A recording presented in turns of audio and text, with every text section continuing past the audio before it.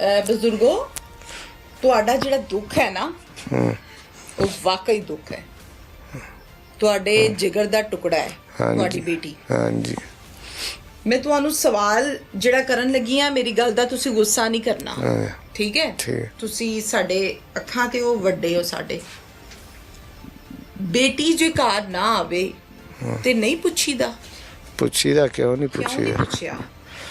ਤੇ ਉਹ ਹੁਣ ਸਾਨੂੰ ਅੱਗੋਂ ਪਤਾ ਨਹੀਂ ਹੈਗਾ ਸੀ ਤੇ ਅਸੀਂ ਕਿੱਧਰ ਜਾਂਦੇ। ਅਸੀਂ ਪਤਾ ਨਹੀਂ ਘਰ ਕਿੰਨੀਆਂ ਕਮੀਆਂ ਵੱਧਦੇ ਸਾਨੂੰ ਪਤਾ ਹੋਵੇ ਅਸੀਂ ਉੱਡ ਕੇ ਚਲੇ ਜਾਈਏ ਉਹਦੇ ਕੋਲ। ਬਜ਼ੁਰਗੋ ਹੈ ਤੁਸੀਂ ਸਾਜਿਦ ਨੂੰ ਪੁੱਛਿਆ ਨਹੀਂ, ਤੂੰ ਕੌਣ ਹੁੰਦਾ ਘਰ ਦੇ ਅੰਦਰ ਬਹਿ ਕੇ ਚਾਹ ਪੀਣ ਵਾਲਾ ਤੇ ਕੁੜੀ ਨੂੰ ਬਾਹਰ ਲੈ ਕੇ ਜਾਣ ਵਾਲਾ? ਨਾ ਤੂੰ ਭਰਾ, ਨਾ ਤੂੰ ਸ਼ੌਹਰ, ਨਾ ਮੰਗੇਤਰ, ਨਾ ਤਾਏ ਚਾਚੇ ਦਾ ਮੁੰਡਾ, ਨਾ ਰਿਸ਼ਤੇਦਾਰ, ਨਾ ਕੋਈ ਪਰੋਣਾ, ਨਾ ਕੋਈ ਆਲੇ ਦੁਆਲੇ ਦਾ ਹਮਸਾਇਆ।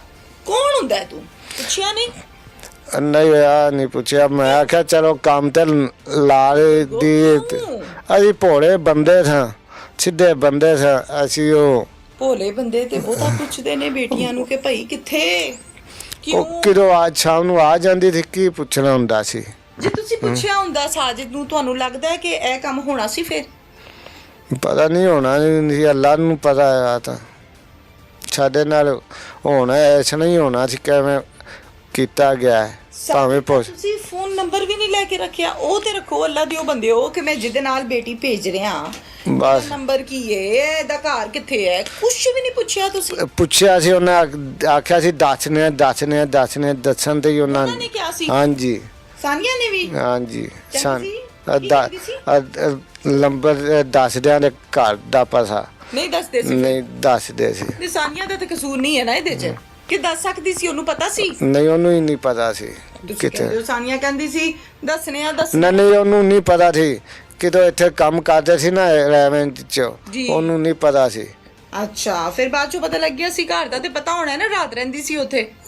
ਕਿਦੋਂ ਗਏ 6 ਮਹੀਨਾ ਤੋਂ ਗਈ ਹੈ ਨਾ, ਉਦੋਂ ਨਾ ਉਹਨਾਂ ਫੋਨ ਕੀਤਾ ਹੈ ਨਾ ਸਾਨੂੰ ਕੋਲ ਲੰਬਾ ਸੀ। 6 ਮਹੀਨੇ ਕੀ ਮਤਲਬ? 6 ਮਹੀਨੇ ਤੋਂ ਗਈ ਦੀ ਹੈ? ਹਾਂ 6 ਮਹੀਨੇ ਤੋਂ ਗਏ ਵੇ ਅਸੀਂ ਝੂਠ ਨਹੀਂ ਕਦੀ ਮਾਰਿਆ। ਕੰਮ ਕਰਾਉਂਦੇ ਰਹੇ ਨੇ, ਤਨਖਾਹ ਵੀ 6 ਮਹੀਨਿਆਂ ਦੀ ਕੋਈ ਨਹੀਂ ਦਿੱਤੀ। ਤਨਖਾਹ ਵੀ 6 ਮਹੀਨੇ। ਸਾਨੀਆ ਨੇ 6 ਮਹੀਨਿਆਂ ਚ ਕਿ ਅੱਬੂ ਮੈਨੂੰ ਫੜ ਲਿਆ, ਬੰਦ ਕਰਤਾ ਹੈ, ਜਾਂ ਮੈਂ ਇੱਥੇ ਆ, ਮੈਂ ਮੁਸ਼ਕਿਲ ਚ ਆ? ਨਹੀਂ ਫੋਨ ਕੀਤਾ? ਨਹੀਂ। 6 ਮਹੀਨੇ ਤੋਂ ਕੁੜੀ ਘਰ ਨਹੀਂ ਆਈ। ਹਾਂਜੀ। ਤੁਸੀਂ ਕੋਈ ਥਾਣੇ ਰਿਪੋਰਟ ਕਰਾਈ? ਨਹੀਂ, ਉਹ ਨਹੀਂ ਕਰਾਈ ਸੀ, ਉਹ ਪਿੱਛੇ ਕਰਾਈ ਸੀ। ਕਿਉਂ ਨਹੀਂ ਕਰਾਈ ਬਜ਼ੁਰਗੋ? ਬਸ ਮੈਂ ਆਖਿਆ ਅੱਜ ਜਾਣਾ ਕੱਲ ਜਾਣਾ। ਤੁਹਾਨੂੰ ਰਾਤ ਨੂੰ ਨੀਂਦ ਆ ਜਾਂਦੀ ਸੀ? ਨੀਂਦ ਕਿੱਥੋਂ ਆਉਂਦੀ ਸੀ? ਫਿਰ ਕਿਵੇਂ 6 ਮਹੀਨੇ ਕੱਢੇ? ਉਹ ਬਸ ਉਹ ਐਵੇਂ ਕਰਦੇ, ਅੱਜ ਜਾਣੇ ਕੱਲ ਜਾਣੇ ਕਰਦੇ ਫਿਰ ਗੁਜ਼ਰ ਗਏ। ਕਿਦੋਂ ਕਰਵਾਈ ਹੈ ਪਿਛਲੇ ਸਾਲ 2 ਦਿਨ 3 ਦਿਨ ਰਹਿੰਦਿਆਂ ਜਮ੍ਹਾਂ ਕਰਾਈ ਹੈ। ਦੂਸਰੇ 2 ਤਰੀਕ ਨੂੰ ਉਹਨੇ ਮਾਰ ਦਿੱਤੀ ਕੁੜੀ ਨੂੰ। ਬੇਟੀਆਂ ਦੀ ਰਾਖੀ ਰੱਖੀ ਦੀ ਹੈ ਕਿ ਨਹੀਂ? ਰਾਖੀ ਰੱਖੀ ਦੀ। ਮੈਂ ਬਾਹਰ ਕਾਰੋਬਾਰ ਤੇ ਹੁੰਨਾ। ਰਾਖੀ ਰੱਖੀ ਦੀ ਹੈ ਨਾ? ਹਾਂਜੀ। ਤੁਸੀਂ ਰੱਖੀ ਹੈ?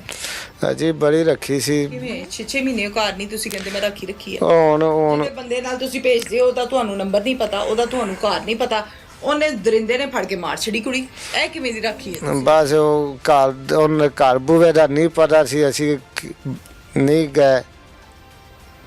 ਕਿਉਂ? ਬਸ ਸਾਡੀ ਗਲਤੀ ਆ, ਘਰ ਪਤੇ ਦਾ ਨਹੀਂ ਲਿਆ। ਇਹ ਲੋਕੀ ਮੈਨੂੰ ਦੱਸਦੇ ਫਿਰਦੇ ਨੇ ਇਧਰੋਂ ਉਧਰੋਂ ਧੀਆਂ ਸਾਂਝੀਆਂ ਨੇ। ਹਾਂਜੀ। ਐਵੇਂ ਹੈ ਨਾ? ਹਾਂਜੀ। ਬੇਟੀਆਂ ਸਭ ਦੀਆਂ ਬਰਾਬਰ ਨੇ। ਐਵੇਂ ਨਹੀਂ ਹੁੰਦਾ ਕਿ ਮੇਰੀ ਬੇਟੀ ਸੋਹਣੀ ਹੈ ਤੇ ਤੇਰੀ ਨਹੀਂ ਸੋਹਣੀ। ਸਭ ਦੀ ਬੇਟੀਆਂ ਬਰਾਬਰ ਨੇ ਤੇ ਚੰਗੀਆਂ ਹੁੰਦੀਆਂ ਨੇ ਤੇ ਘਰ ਦੀ ਜ਼ੀਨਤ ਹੁੰਦੀ ਹੈ, ਘਰ ਦੀ ਮਹਿਮਾਨ ਹੁੰਦੀ ਹੈ, ਘਰ ਦੀ ਰੌਣਕ ਹੈ। ਹਾਂਜੀ। ਐਵੇਂ ਹੀ ਹੈ ਨਾ? ਹਾਂਜੀ। ਤੇ ਬੇਟੀ ਦੀ ਸਾਂਭ ਵੀ ਬਹੁਤ ਹੁੰਦੀ ਹੈ। ਹਾਂਜੀ। ਐਵੇਂ ਹੀ ਹੈ? ਹਾਂਜੀ। ਤੁਸੀਂ ਸਾਂਭ ਨਹੀਂ ਕਰ ਸਕੇ? ਨਹੀਂ, ਅਸੀਂ ਸਾਂਭ ਕਰਦੇ ਸਾਂ। ਕਿਉਂ ਨਹੀਂ ਕਰਦੇ ਸਾਂ? ਕਿਵੇਂ ਕੀਤੀ ਹੈ ਦੱਸੋ? ਫਿਰ ਮੈਨੂੰ ਹੋ ਸਕਦਾ ਮੈਨੂੰ ਨਾ ਪਤਾ ਹੋਵੇ ਨਾ, ਤੇ ਤੁਸੀਂ ਦੱਸੋ ਮੈਨੂੰ। ਲੋਕੀ ਇੰਜ ਕਹਿੰਦੇ ਨੇ। ਲੋਕਾਂ ਦਾ ਕਿ ਹੁਣ ਮੂੰਹ ਫੜਿਆ ਜਾਂਦਾ। ਅੱਛਾ, ਲੋਕਾਂ ਨੇ ਕਿਵੇਂ ਆਖਣਾ ਉਵੇਂ ਗੱਲ ਹੋਣੀ ਹੈ। ਉਹ ਸਾਜਿਦ ਨਾਲ ਕੋਈ ਪਸੰਦ ਵੀ ਕਰਦੀ ਸੀ ਸਾਜਿਦ ਨੂੰ, ਤੇ ਸਾਜਿਦ ਇਹਨੂੰ ਕਰਦਾ ਸੀ? ਕੋਈ ਐਵੇਂ ਦੀ ਗੱਲ ਵੀ ਸੀ? ਕੋਈ ਵਿਆਹ ਵੀ ਕਰਨਾ ਚਾਹੁੰਦੇ ਸੀ? ਨਹੀਂ, ਉਹ ਵਿਆਹ ਨਹੀਂ ਕਰਨਾ ਚਾਹੁੰਦੇ ਸੀ। ਕੀ ਕਰਨਾ ਚਾਹੁੰਦੇ ਸੀ? ਜੋ ਕਰਦੇ ਪਏ ਸੀ? ਕੰਮ ਕਰਦੇ ਪਏ ਸੀ। ਹਾਂਜੀ, ਮੈਂ ਮੰਗਣੀ ਕੀਤੀ ਸੀ ਅੱਛਾ, ਧੀ ਆਪਦੀ ਦੀ ਮਰਜ਼ੀ ਨਾਲ ਉਹਦੀ ਕਿ ਜ਼ਬਰਦਸਤੀ? ਮਰਜ਼ੀ ਨਾਲ ਹੀ ਕੀਤੀ। ਔਰ ਅਸੀਂ ਪਸੰਦ ਕਰਦੀ ਸੀ? ਹਾਂਜੀ, ਕਿਹਨੂੰ? ਤੇ ਮੇਰੇ ਮਾਮੇ ਦਾ ਮੁੰਡਾ ਹੈ, ਉਹਦੇ ਘਰ ਕੀਤਾ ਸੀ। इसने पहले उसको रख तो लिया अपने साथ, इसके हर किस्म के उसके साथ रिलेशंस थे, उसको यूज़ भी करता रहा। और बीबी के सामने? और बीबी जो है वो दूसरे कमरे में है और ये उसको साथ दूसरे कमरे में होता था। कितना अरसा ये चलता रहा? तो ये तकरीबन पिछले कोई 1 साल से चल रहा था। और बीबी खामोश है? बीबी खामोश है। जो साजिद है, इसको खुद से ये महसूस होना शुरू हुआ कि मैं 2 के खर्चे अफोर्ड नहीं कर पा रहा। सिम में फ़रोख्त करने का काम भी वो कहते हैं जी आजकल वो डाउन हुआ था, और ये इसके बहुत ज़्यादा पैसे डिमांड करती थी, घर वालों के लिए भी करती थी, अपने लिए भी करती थी।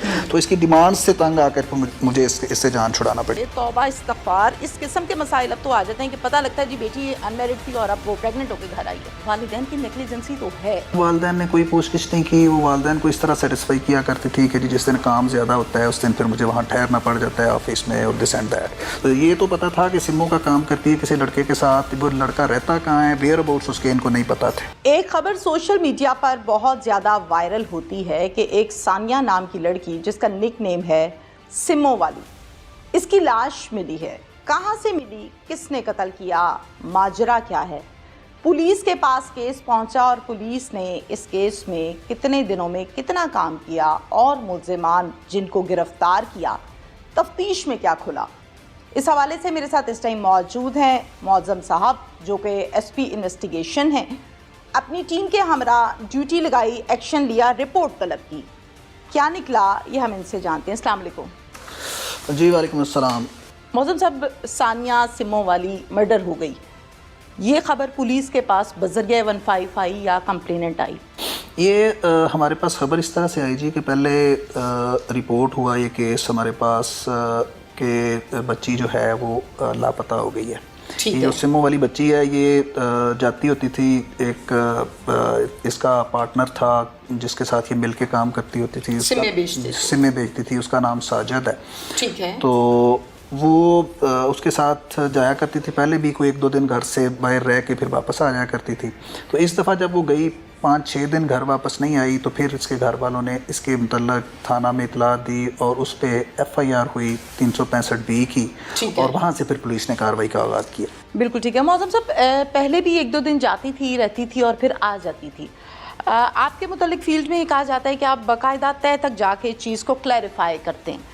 लड़की का 1 से 2 दिन घर से बाहर रहने का बहुत बड़ा मतलब होता है, तो तब वालिदैन ने कोई पूछगिछ नहीं की, रोका नहीं? तब वालिदैन ने कोई पूछगिछ नहीं की। वो वालिदैन को इस तरह सेटिस्फाई किया करती थी कि जी जिस दिन काम ज़्यादा होता है उस दिन फिर मुझे वहाँ ठहरना पड़ जाता है ऑफिस में, और दिस एंड दैट। तो वो चूँकि जो वालिद और वालदा हैं वो भी घर से बाहर, वालदा लोगों के घरों में काम करती है, वालिद जो है वो कहीं झूले शूले बनाए हुए हैं वो लेके चला जाता है। तो वो अक्सर व बेशतर वालिद भी घर पे नहीं होता, जिसकी वजह से वो चेकिंग नहीं हो पाती थी प्रॉपर। ठीक हो गया। अगवा हुई, ये पर्चा दर्ज हुआ, जबकि ये घर से तो खुद गई थी और दोबारा नहीं आई है। कितने दिन के बाद ये चीज़ क्लैरिफाई हो गई कि भाई लाश मिल गई? अब ये हुआ कि जब FIR दर्ज हुई तो हमने वहाँ पे लोकल कैमरा जात उस इलाके के जो थे, वहाँ से जो हमें कोई कैमरा मिला उसमें सिर्फ इतनी बात ही आई कि जी वो अपनी जिस तरह से पहले रूटीन में वो आती जाती है उस तरह रूटीन में वो कहीं जा रही है, और एक ख़ास पॉइंट तक जाके फिर आगे हमें कैमरों से भी हेल्प नहीं मिली, अकेली वो गई है। तो उसके बाद हमने जो वालदा है, वालिद है, इनको बार बार पूछा, उन्हीं से ज़ाहिर पूछ सकते थे कि आगे वो, ये तो पता था कि सिमो का काम करती है किसी लड़के के साथ, वो लड़का रहता कहाँ है, वेयर अबाउट्स उसके इनको नहीं पता थे। तो इसलिए वो आगे लड़का जो है उसका नंबर भी नहीं था, इसका अपना भी कोई कांटेक्ट नंबर नहीं चल रहा था कि जिससे हमें कोई इसमें हेल्प मिल जाती और हम इस तक पहुंच जाते।